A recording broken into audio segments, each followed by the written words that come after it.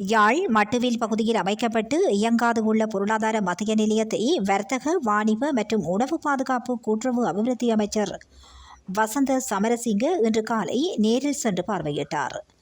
யாழ் மாவட்டத்தின் தென்மராட்சி பிரதேச செயலக எல்லைக்குட்பட்ட மட்டுவில் பிரதேசத்தில் 2022 ஆண்டு பங்குனி மாதம் 20ஆம் தேதி அன்று அன்றைய பிரதமர் மஹிந்த ராஜபக்ஷ அவர்களினால் திறந்து வைக்கப்பட்டு மக்கள் பாவனைக்காக வழங்கப்பட்டு 3 வருடங்கள் கடந்துள்ள நிலையில் எந்தவொரு வர்த்தக செயல்பாடும் இடம்பெறவில்லை.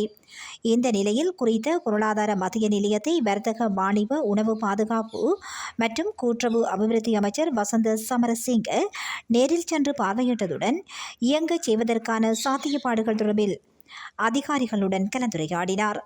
இவ்விஜயத்தின் போது யாழ் கிளிநொச்சி மாவட்ட நாடாளுமன்ற உறுப்பினர் இளங்குமரன், தென்மராட்சி பிரதேச செயலாளர், உள்ளூராட்சி மன்ற உறுப்பினர்கள் மற்றும் துறைசார் அதிகாரிகள் கலந்து கொண்டனர். இவ்விஜயத்தை தொடர்ந்து யாழ் மாவட்ட செயலகத்தில் பொருளாதார மத்திய நிலையம் தொடர்பாகவும் கூட்டுறவு வங்கி தொடர்பாகவும் அமைச்சர் தலைமையில் அதிகாரிகளுடன் கலந்துரையாடல் இடம்பெற்றது.